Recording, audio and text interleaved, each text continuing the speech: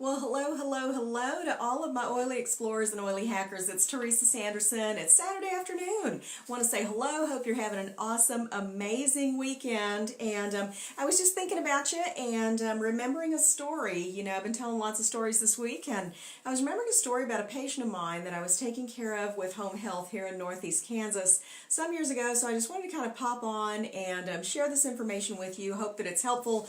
But the title of this particular episode today of what I'm doing is the one healthcare tip that everyone should know. And so that's what I'm going to go over with you today. And so I will never forget this particular woman. She has made a permanent impact on my heart. And I walked in to see her for the very first time one day, and she was sitting at her kitchen table, and that's kind of right where I entered the house. You know, kind of walked right into the kitchen, and so there she was, sitting at her kitchen table with a glass of Ensure in front of her, and she was just staring at that glass of Ensure. And as I came into the door, she said, "I just don't know how I'm ever going to drink it. I just don't know how." And as I listened, she described to me her recent cancer that she'd been diagnosed with right here in her sternum or right in the breastbone, and she'd received a very heavy dose of radiation to that area. And while they irradiated her cancer, they also really, really burned her esophagus, where we swallow. And so as a result of that, even swallowing her own saliva was excruciatingly painful. She told me that since she'd had that treatment, she'd already lost 15 pounds, and she was going to have another treatment in 2 weeks. And then she said, "I just don't know how I can ever get through another one. I mean, I've already lost 15 pounds. What's going to happen to me after the next one?" Right? Can you see that fear? And so I asked her, I said, "What has your doctor told you about the goal of your treatment? Does he think he's going to be able to get your cancer into remission, or how many treatments are you supposed to have? And at what point would treatment be stopped if it wasn't successful?" And the sad thing was, she had no answers. She had no answers. And so, over the years in my nursing career, I got to tell you, I've been a nurse, how long, right? 27 years. I have seen and heard countless stories like this, stories of patients who are just going through treatments with the idea that when the doctor wants to let me know, he'll tell me, right? And so what I wanted to do for at this particular visit was to just help her explore her own questions about her diagnosis and treatment and see how I might help her. I really didn't know what that was going to look like, but that's what I wanted to start with. Hey, Jill, thanks for joining me, girl. So, my patient, what I was kind of struggling with was, the idea that I, as a nurse, work for and take direct orders from physicians, right? So I found myself now stepping really fully into the role of what we call patient advocate. And patient advocacy is exactly that. It's being the voice of the patient when they really can't do it on their own, and it's helping them kind of put their thoughts together. So this role sometimes can be intimidating for nurses because it kind of takes us out of our comfort zone, and we are kind of bucking the system a little bit. We're kind of going against the stream. And I didn't really know how far I was going to need to go for this patient, but her care at that time was really all that mattered to me. All I could see was this woman staring at her glass of Ensure in terrible, terrible pain, wondering, how in the world am I going to be able to do this? And so at the same time I was struggling with that, she was struggling with the idea of, who the heck am I to question the doctor? I'm just the patient. I don't have a medical degree. Doesn't the doctor know best, right? And how many of us have felt that way? Who am I to be asking this guy this? But the bottom line was that she was doing what pretty much everyone does, and that is going with the flow, right? And sadly, her health was deteriorating because both she and I at that point had too little information. We didn't have enough information to work with. So at that point, what I did was I said, let's take a look at your medicines, and we kind of went line by line and medicine by medicine. And she had some pain pills prescribed, but if you've ever seen a pain pill, they're usually, kind of big, and they're tablets, so they're kind of scratchy. And you just imagine that was really painful for her to even try to take something like that. She really couldn't swallow. And at the same time, she was nauseated, she was having some vomiting, and she didn't have anything ordered for that. And several other pieces of the puzzle for her medical care and just general comfort were missing.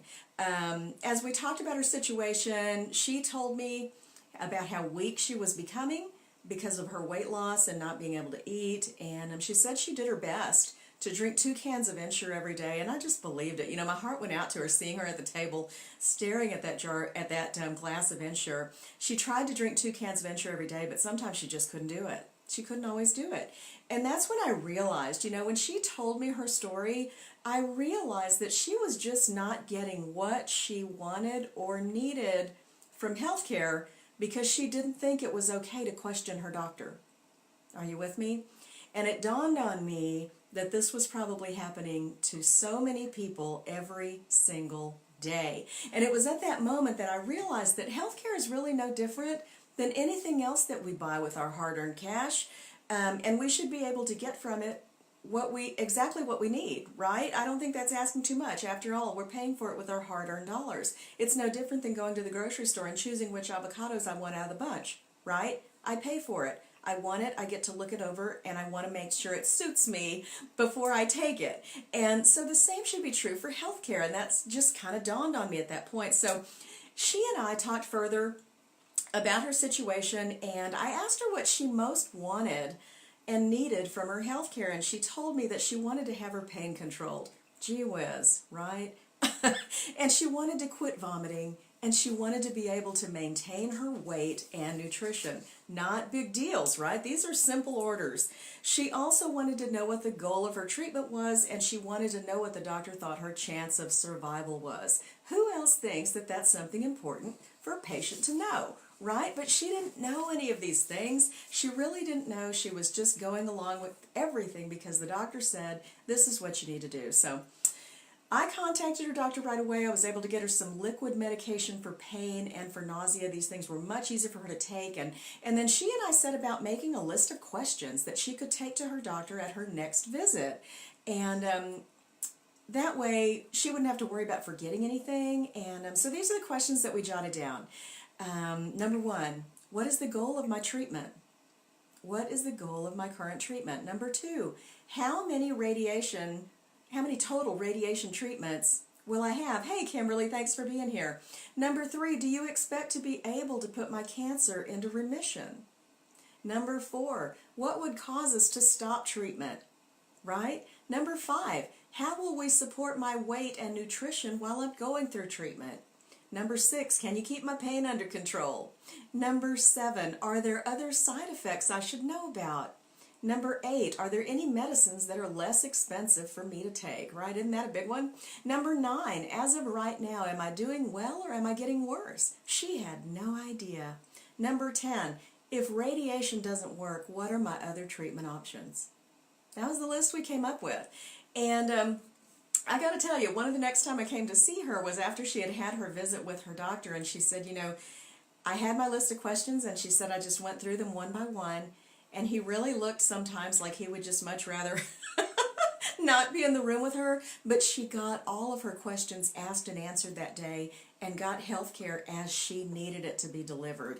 And so that was just awesome. But having gone through that process with a very special patient, I was now on a mission to make sure that every patient I served was getting exactly what they wanted and needed from the healthcare system. And that meant that I needed to create a simple set of questions and a simple way, you know, to teach people about how to explore their questions about their healthcare needs, and then how to question their doctor to get the answers about care that they needed. So I ended up just creating a very simple, generic set of questions that anybody can review before they take or have a visit with their doctor. And I really believe that sometimes we don't know what our questions are until we have a prompt. And so by reviewing these questions, this list of questions before having a medical appointment, it can help anybody identify their own questions about their health care. And another thing I like to recommend to just anybody is keep a spiral notebook somewhere with a pen or pencil beside it, and that way when you have healthcare questions in between doctor visits, you can write your questions down and not have to worry about forgetting them. Just have your little doctor's visit notebook, you know, and you write your questions down in there, and that makes it so very easy. But the list of questions that I encourage everybody to review before seeing the doctor, they're very, very simple. And I will give you a link if you want to be able to review these questions or find them later. I'll give you a link here at the end. But number 1, do I understand the goals of my current medication and treatment? Number 2, am I sick right now and in need of a new medication or treatment? Number 3, am I comfortable with my current medications and treatments? Number 4, do I need any prescription refills? Number 5, do I want to request any generic medication prescriptions to save some money? Number 6, what would I like to have added to my medicines or treatments? Number 7, what would I like to eliminate from my medications or treatments? Number 8, if I need a new treatment, what are my options? Number 9, if I have a chronic illness, am I doing well or am I getting worse? And number 10, do I understand everything about my illness and my health? Right? Simple questions. I'll give you a link to these here in just a minute. But by sharing this list of questions with my patients over the years, I saw them become empowered to make choices that were in line with their beliefs and their lifestyles. I saw them engage in their own care and understand that they had a voice in how their health care was managed. And being able to help such a very vulnerable group of people in this simple way gave me so much joy and satisfaction. Nursing as a profession is all about the patient. By helping my patients find their voice and experience healthcare on their terms, my own servant's heart was fulfilled. So anyway, just wanted to share this with you today. We kind of talked a little bit about, how I in my own personal journey had to question my physician at one point, and so I just wanted to kind of talk about that a little bit more today. If you would like to be able to review a transcript of this, you can find it at www.medium.com/@uncommonrn, and that is my blog. You can follow me there. Just about everything that I'll be putting out on video, there will be a transcript type version over on Medium, so you are welcome to take a look at that. And thanks for tuning in. I hope you have an awesome, amazing day. Bye-bye.